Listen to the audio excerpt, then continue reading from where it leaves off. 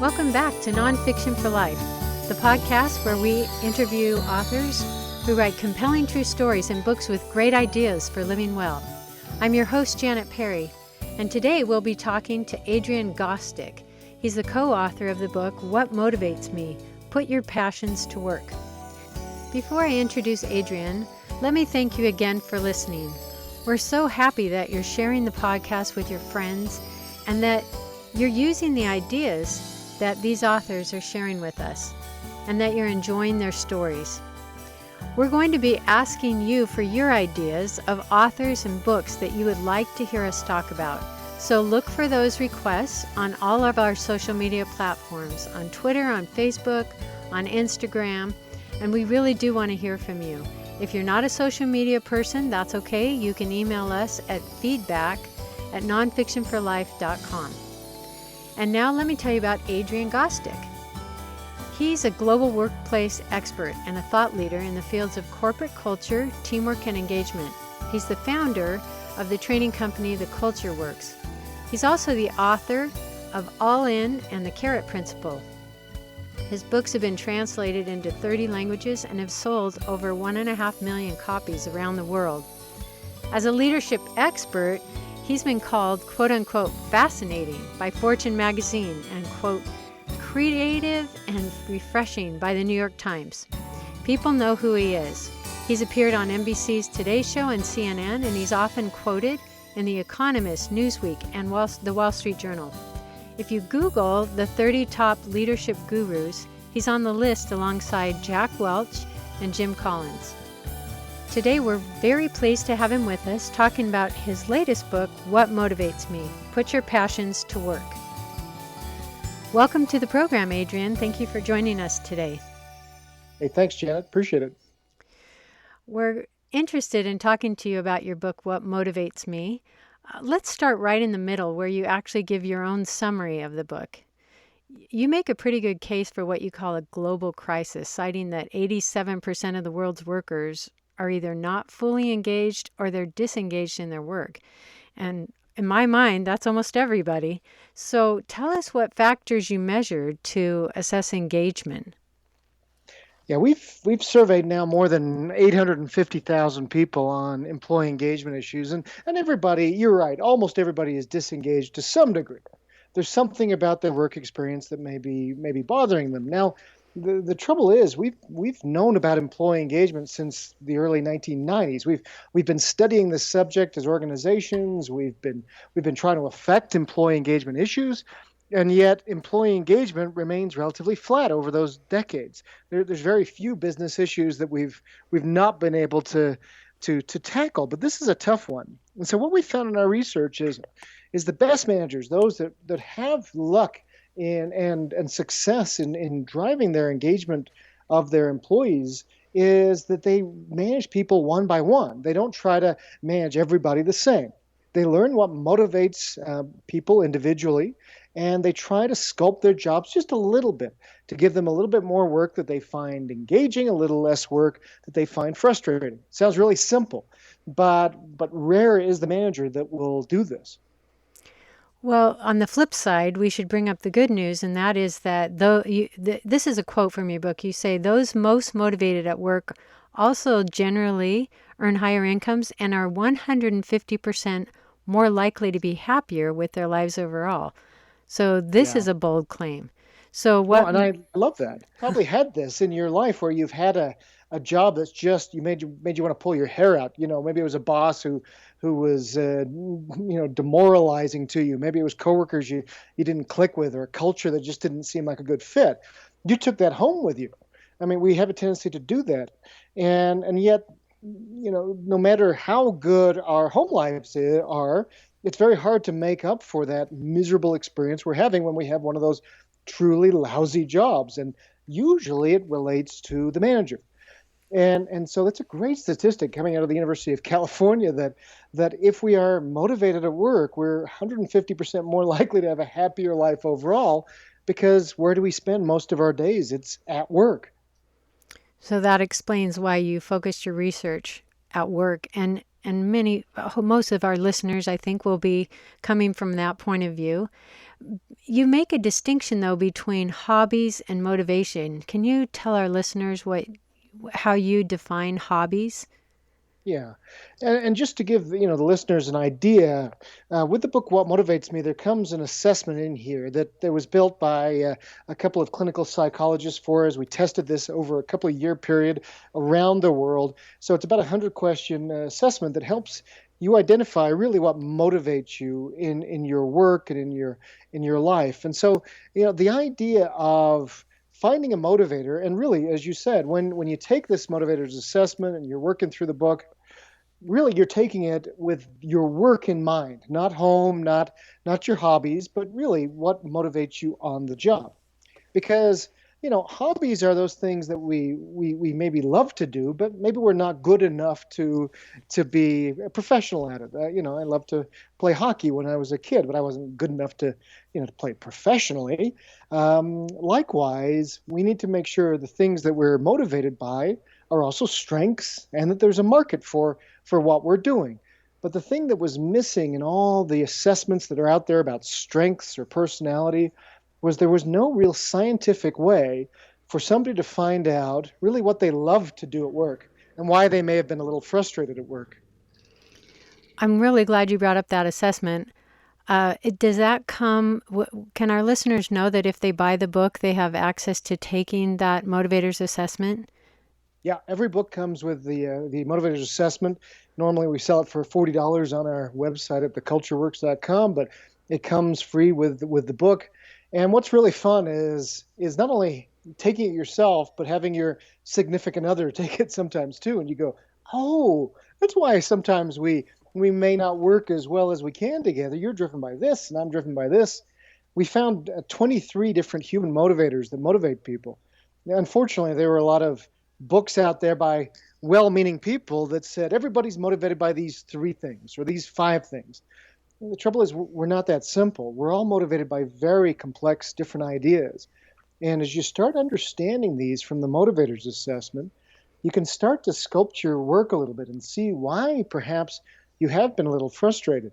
Now, when we first started writing the book, we thought everything would lead somebody to, in many cases, make a big life choice and a big life change. Okay, I'm realized I'm not well suited to be a salesperson. I'm going to go become a teacher. We find in 99% of the cases that's not actually what happens. People in most cases can sculpt the work that they're doing right where they are and find happiness. And so it really doesn't, this process doesn't usually involve big life changes, but sculpting where we are. I wanted you to name some of I just think these workplace drivers or the motivators are important for our listeners to understand. It's interesting that you did identify so many, 23, and then you put them into 5 identities where you group them. So some of those motivators I thought were pretty obvious, like autonomy, impact, money, prestige, even service. But the one that I found really interesting was pressure, that people are actually motivated by pressure, and most people I know are trying to become less stressed. So tell us how someone motivated by pressure operates. Yeah, that's interesting because you're right. Now, just to understand the process of how we got to these, we went through our 850,000 person database. What we were looking for is the characteristics of people who are the most engaged in their work. We actually ended up with more than 40 ideas. There were other ideas within here, like being analytical, for instance, was in here, and other ideas. And then we started testing them with our team of behavioral scientists, and we tested these around the world, and they would call me and say, look, the idea, for instance, of being analytical, which I was really a proponent of, they said it's not holding water. It's not testing out. It's not a motivator. It's more of a personality trait. And so we started culling them down until these 23 that emerged as being very distinct and very different, and the data could hold up as we started testing with thousands of people around the world. Because some started being too similar to other ones, and we could put them together. Others, they just weren't strong enough as a motivator to survive, or they were touching other areas. So that's sort of a little of the background. Now the 23 motivators you mentioned, we did put into 5 groups. we did what we call a factor analysis, if you remember your stats class, where you start looking for similarities. And so you can make some assumptions, like ideas like creativity would probably be a first cousin to something like variety. And so we started, and it wasn't just guesses. We started looking in the data and realizing which ones start clumping together, that are more closely related. So an idea like pressure is really interesting because you wouldn't think like an idea like that would be something that's a positive motivator, but actually in many cases it is.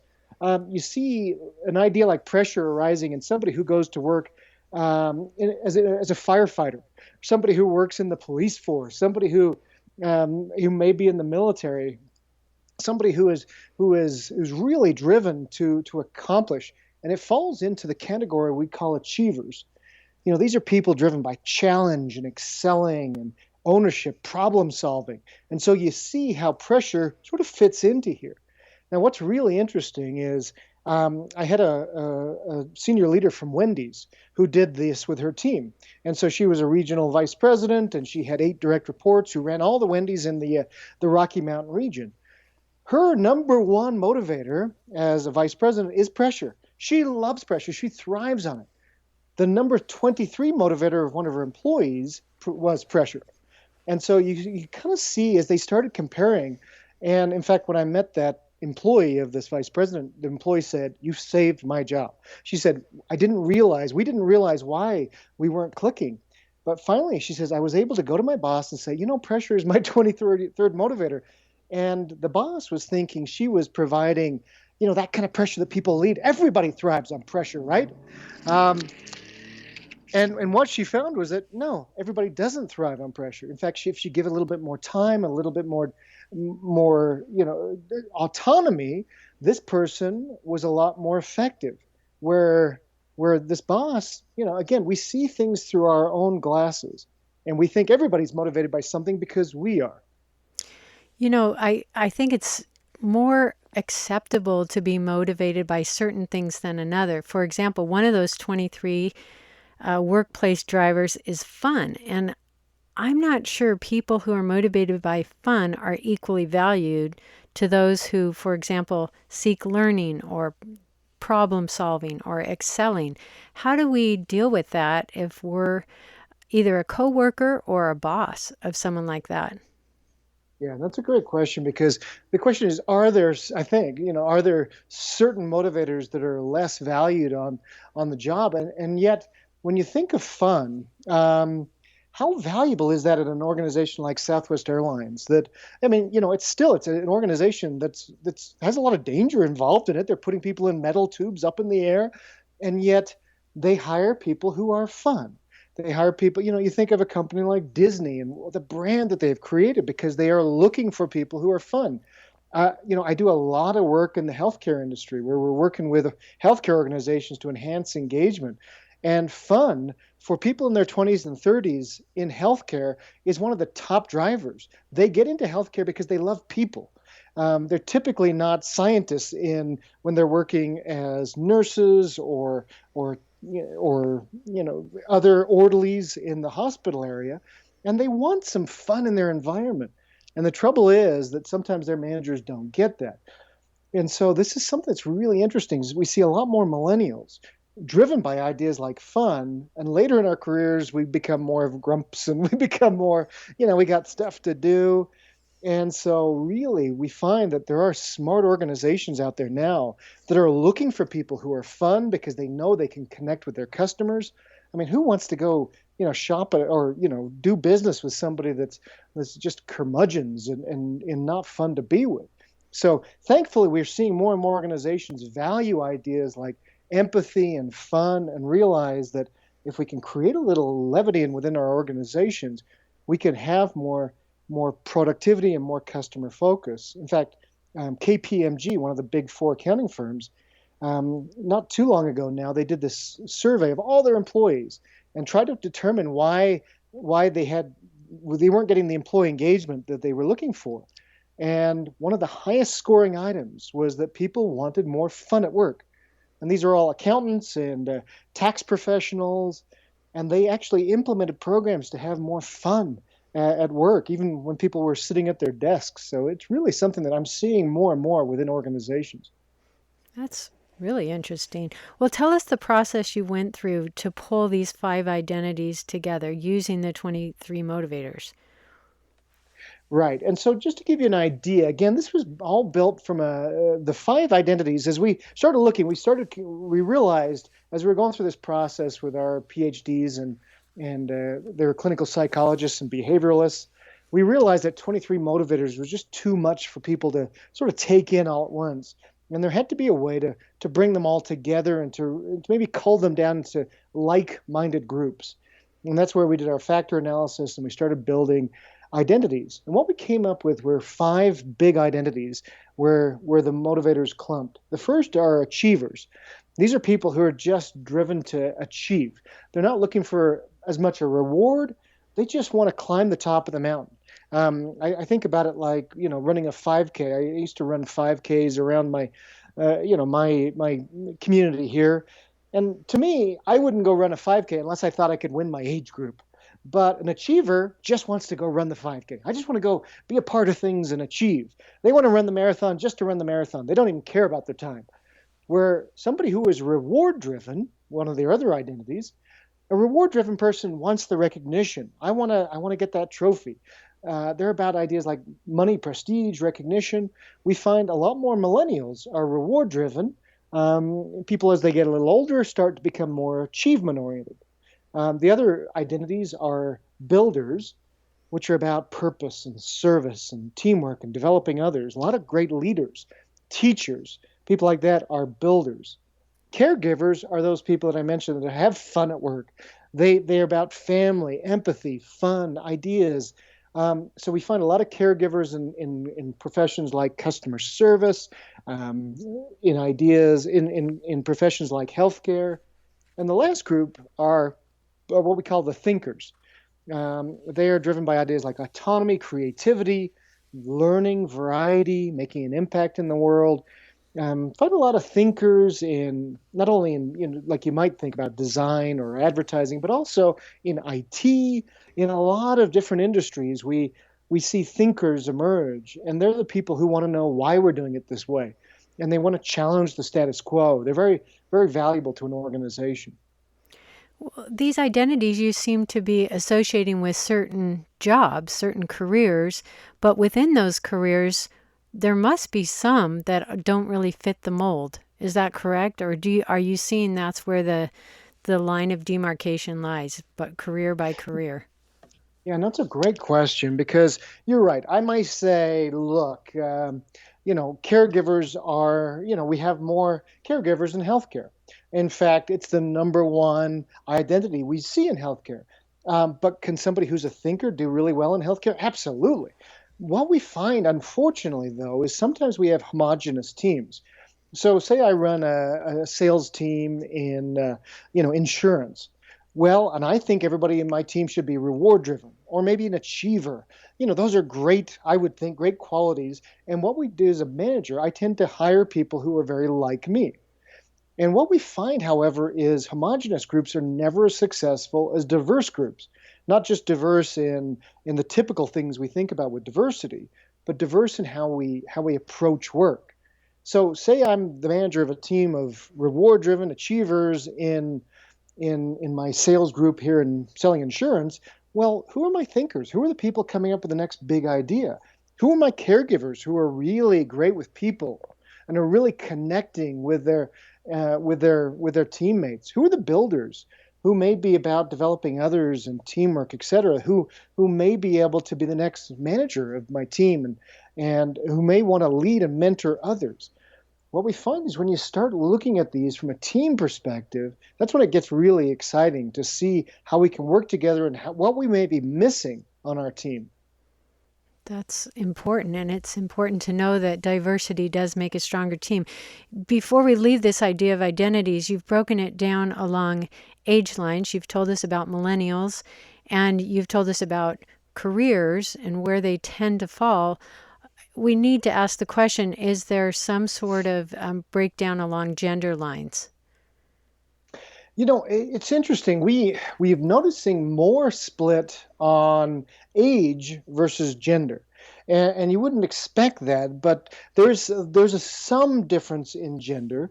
For instance, we do see I don't mean to be too obvious here, but we do see family being a little higher as a motivator for women than we do men, though it's not always the case, but especially younger. But what we're noticing is some really interesting patterns, though, in developing with age groups: millennials versus boomers versus Gen X versus even the traditionalists, the older generation still working in some cases. What we're noticing there, for instance, are ideas like autonomy, which a lot of people think is such a big driver of motivation, which it is for older workers, but it's actually not for millennials. Most millennials, and again, I'm painting with a big broad brush, so it's not everybody, but 80 odd percent of millennials do not value autonomy as a top driver. They want to be coached, they want to be mentored, they want to have that hand holding at this important juncture in their career where they're still learning. By the time we get older, into our 50s and 60s, oh, for gosh sakes, yeah, leave me alone. I know what I'm doing. I don't need you to micromanage me. So we're seeing some really interesting trends in that way. Another one we noticed was recognition, which we've always said, oh, recognition is so important to our workers. They need to be recognized for their great work. Well, what we find is actually that's triply the case for millennials, but as we get older in our careers, we are more intrinsically motivated. And so recognition from my manager or other external people, it just isn't as important to me anymore, though we really underestimate how important it is in our millennial employees. So we're definitely seeing some interesting things with age group and the differences there, though I'm not seeing as many differences with gender. You wrote this book. It's almost like a handbook or a workbook. You give all this very valuable information of each identity and how they can look for pitfalls and how they can leverage the identity that they're identified as. But it's pretty much based on the assumption that most people are not as motivated at work as they need to be. As you said, 87% are either not fully engaged or disengaged. And so you propose some steps for scaling up, beginning with scaling up to job motivation, and you start with job sculpting. So can you briefly explain to our listeners what that looks like? Yeah, no, really, this is what we found was the big aha for people from this work is now they finally had something that they could go into their manager and say, this is really what drives me and gives me that skip in my step. Because what was happening was, we would have personality assessments where somebody would be able to say, okay, this is how I'm going to behave in certain circumstances, like a Myers-Briggs or a DISC, Hogan, et cetera. We've taken all these assessments, we've studied them all, and they're very good in helping you understand how you behave, but not really in helping you understand really what you love to do at work. Again, there are a lot of strengths assessments out there. We've taken every one of them. And again, they're very good at telling you what you're good at, but not particularly telling you what you will be passionate about in your work. So this is where we found the big hole missing in the assessment world. That's why we developed the Motivators Assessment. Now the question is, what do you do with it after? And what we realized is, and again, we've tested this now with thousands and thousands of people and taking them through this process, that becomes all of a sudden they have language to work with their managers on and go in and say, you know what really drives me? It's ideas like creativity and excitement and impact, et cetera. These are the things I really thrive on. The things that maybe frustrate me at work are, I'm really not driven, as you mentioned, by pressure. I'm not driven by ideas like, prestige. That's not something that's really a big, I'm not driven by ownership, for instance. All of a sudden they have and it comes out passing the smell test where they can say, this is who I am. And then they begin working with their managers. Now, can you change everything about your job? No. We still have to take out the garbage. Somebody still has to do those things those lousy things we don't like to do. But what typically happens is we begin to sculpt our jobs in just a little bit of way because, well, all of a sudden my manager knows that I'm driven by creativity. Well, maybe there's something that she can bring into my work that will help me feel a little bit more creative at work. Maybe I can be part of a cross-functional team. Maybe I can lead a project that's developing a new piece of collateral. There's something that she might be able to give me that might help me spark my career. And what we find too is that when my manager worries about these little things like that, all of a sudden my engagement just rises because she's worrying about my career overall and my development. Yeah, how powerful is that when all of a sudden somebody's caring about something that I care about, my career. You brought up this idea of strengths versus motivation, and I think that's so important because there has been so much talk in the last decade or so about people following their strengths. Just leverage your strengths and you'll get a good job. And yet we find people unhappy in their jobs who are doing what they're very good at. And you tell a great story in the book about a man named Blake Mellon, who from all outward appearances was a big time achiever. And he was. But he, fortunately for him, figured out that that wasn't his only identity. And I think that's important for our listeners to know that you do have a primary identity, but there are also secondary and tertiary identities.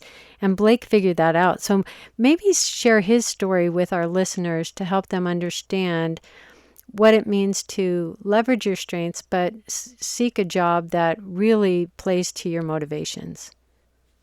Yeah, no, it is a great story. Blake was, brilliant kid coming. I think he finished his undergrad degree in 3 years, and was about to, go to law school. That's where he said, "Look, I want to be a success in my life, and in my neighborhood, either you were a doctor or a lawyer, and I didn't like blood."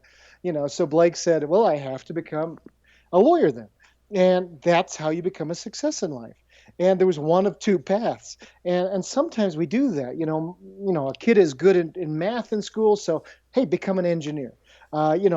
Susan is good at the details in our team. She's always the detail person, and maybe she's longing to be creative. Well, Blake had that same thing where everybody expected him to go to law school, and indeed he put out his applications and was accepted, and he's about to start law school when somebody invites him to a meeting of it's one of the multi-level marketing kind of things, and all of a sudden he says, I'll give it a try. And within a few months he was making more money than the school's football coach. I mean, this guy was a natural salesperson, and it wasn't that he was good at it. Yes, it was a strength, but he loved it. He loved to find ways to develop others. Now, he didn't stay with this multi-level marketing thing, but it gave him an idea. He says, I'd love to start my own company. And so he started his own company that does fitness products, etc. By the time he was turned 30, he was a deca-millionaire. And the thing is, what he did was he used his passions, which was he wanted to help others get in shape and stay healthy. And the money sort of just followed because of that. But again, he was one of those people where we talk and we just realized this is a guy who followed his passions. He could have been a lawyer. He probably could have been quite good at it. It would have been a strength. He was very smart. He could have read all the books and passed the bar and et cetera, and done all the things he was supposed to do. But he pursued his passion. And because of that, he's not only been wildly successful financially, but he's also so much happier. He's making a difference in the lives of others. Now, again, I'm not suggesting that everybody needs to go out and start a multi-level marketing firm. That was just one guy's story. We also tell the stories in the book of people who work at GE who found their passion and in developing others and doing et cetera, things like that. So we've got some of the world's largest companies that we do little examples of people there. There's a story in the book of a woman who's about to become a nun and realized that was just something that, it was a strength. She loved sort of religious ideas, but it wasn't her passion. She wanted to become a mom and eventually got married and became an accountant, loved accounting and loved that analytical side of her mind. And so really it's figuring out really what will drive you. And one of the things I've heard too, as people have gone through this, is that they thought it was really interesting for them, but if they have either older teenagers or millennials who are kids of theirs, that they find it really helpful for them to start sculpting their work because you're exactly right. In college, a lot of colleges now give strengths assessments out. And so we're sending a world of young people into the market who are really good at what they do, but after 2 or 3 years find they're miserable doing those jobs. And so what we then come in and help them figure out, okay, yeah, you may be a little bit miscast here. Here's what you might be able to do, even within your own organization, to try and figure out a career that really will give you the satisfaction you're looking for. And fortunately for Blake, he figured that out before he went too far down the path of being a lawyer. Some people do, on the other hand, get into jobs where they just know they're unhappy and they have an aha moment and they realize, I'm not going to ever really be happy here, and they decide to switch careers altogether. And you dedicate an entire chapter to this challenge, and you call it Embarking on a Hero's Journey. And you say that making such a dramatic change can take an average of 18 months, sometimes years. It often involves going without pay, adjusting to a lower income level, and almost always involves stress. So, some people get to that point and they think, why should I do it? It's going to be too painful to go through it. But you help them, and you give an experience of Arthur Brooks, whose life had to change dramatically in order to change careers. And so why don't you tell that story first, and then maybe give our listeners some warnings who are seriously considering making such a big change. Sure. Yeah. No, I loved Arthur Brooks' story. He was playing French horn for the City Orchestra of Barcelona. And if any of you know idea or have any idea about how hard it is to become an orchestra member, especially playing the French horn, which they'll only have 3-4 of those players, it is so hard to achieve that level. It's 1 in 100 who graduate in music who can even sit in an orchestra. And so really, his dad was saying, hey, look, you've got your dream career here. This is something you worked for all your life, and he was miserable. And he says he remembers calling his father back in Seattle and told him, I'm quitting music. I'm going to go back to school. He wanted to become a professor, and his dad said, well, that's irresponsible. And Arthur says, but I'm not happy. And his dad says, well, what makes you so special? That's probably, unfortunately, the problem we have. And so he went back to school, got his PhD, and spent what he called a blissful decade as a university professor. He now runs a Washington think tank, this Arthur Brooks. And so, again, just because we are good at something, obviously he was very talented as a musician. But should he have spent a life of misery? No, but here's the things that we recommend that you think about is if you're going to make a bigger life choice like this is, first off, don't rush into a new career field because you're dissatisfied or disillusioned with your current job or boss or whatever. Try some sculpting first. Try doing a few of these things that we recommend to add, alter, or transfer about your work. If you do decide, no, I'm going to make this change, well, have a developed plan. Unfortunately, I talk to too many people who sort of rush into this and they really don't have a good strategy. Realize that this is going to take a little time. Try this if you can first by putting your toe in the water, trying a project on your spare time within the new field that you're going to be trying out. The thing is, too, a lot of times if people think, I've got to, like Arthur Brooks, I've got to completely try something new. And in most cases, you can still leverage some of your current skills and expertise, but in your new career. I was chatting with a fellow who was a CFO recently. He wanted to make one of these big career life choices and moves, and unfortunately, he was looking so far afield. And we started talking about how he might be able to use some of his accounting background. He'd worked for one of the big 4 accounting firms and had been a CFO, and eventually he found a role within a nonprofit where he was an executive director of a nonprofit where he could use his financial background, but also do something that played to his need to be more of a builder and help others. And so finally, of course, don't jump in without doing some sort of training on your new world. Take a class or go visit people who are in the profession that you are looking to be a part of. Do your background. Realize this is going to take a little time, but again, I've seen people who have made this leap and made it very successfully if they really put the thought and effort into it.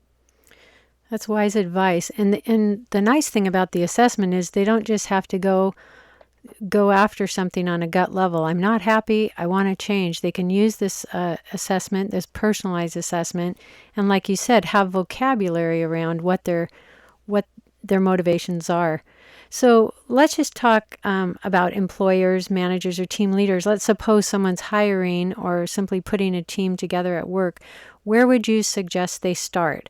Do they look at data? Do they come up with good interview questions? Do they need to understand what identity is needed to fill a certain position?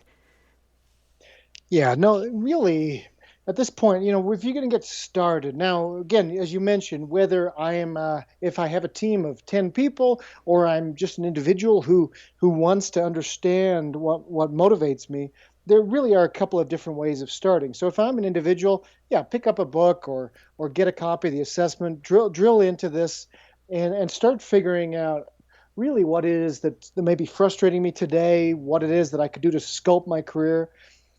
The team leader is a different animal, though. With this, we sort of thought when we wrote this book that the most powerful aha for people would be the individual reading this and going, this is who I am, now I can sculpt. But we find many people kind of, when they get this, they go, yeah, no, this feels like me, this makes a lot of sense, thanks, I'm able to sculpt a little bit. But the biggest aha is when they start working with either their manager and sculpting their careers or working with their teams. And you sit down as a team and start really figuring out this process. And so it's really fascinating is seeing teams sit down and do this together. For instance, there may be things that are, some people are butting heads and they don't really understand why until they realize, oh, fun for me is number 1 in my 23. For you, it's number 22 out of 23. Maybe I'm frustrating you because I like to have fun at work. I want to joke around, talk about your weekend. I want to create friendships, and you just want to get work done. I'm frustrating you when I'm quote fun. And so what's really fun is watching people and teams interact together as they go through this in a public way. So, the worst thing you can do is make this very secretive process where nobody knows what everybody else's motivators are. No, it's okay. Even motivators like money, where you may think, oh, I don't want people to know I'm motivated by money, become really positive when we realize, hey, somebody motivated by money is the right person to worry about budgeting, the right person to worry about making sure that we're getting the right bids on projects and every penny going out the door is going out in a correct manner. So, really the idea of working with a team is really where this gets really exciting. We have a cadre of trainers who go out and are in thecultureworks.com and every day somewhere in the world they're helping teams go through this process of understanding how to work together better and use their motivators to really enhance the employee experience. Well, you certainly have a lot of big data to share outside of looking at their own motivators assessment. Where can our listeners get a glimpse into some of the ways you've cut and sliced your findings? Well, go to thecultureworks.com, and on there we've got some white papers that are really fascinating. They talk a lot about millennials and the motivators assessment, what we're seeing with different generations coming out, as well as just different white papers and different ideas to use with your team. Whether you're an individual, we've got training options there that you can dive deeper down with some online training. We've also got some ideas for teams. So there's a lot of great information that we have that's free online on thecultureworks.com. We'd love you to come and check it all out. Great. Well, thank you for joining us today, Adrian. We appreciate all this information that you've given us. Well, thanks, Janet. Appreciate you having me. You've been listening to Adrian Gostick, co-author of What Motivates Me, Put Your Passions to Work. For a link to his book as well as to his company, The Culture Works, You can go to our show notes at nonfictionforlife.com or also to the show notes that are attached to the podcast. Remember, we'll be asking you for ideas of books and authors that you're interested in, so please respond to emails or just reach out to us at feedback@nonfictionforlife.com. We appreciate you listening to us, and we hope that we're helping you save time as we curate books that are insightful, inspiring, and uplifting. I'm your host, Janet Perry, and this has been another episode of the Nonfiction for Life podcast. Remember, at Nonfiction for Life, we believe there's something for everyone. We'll talk to you next time.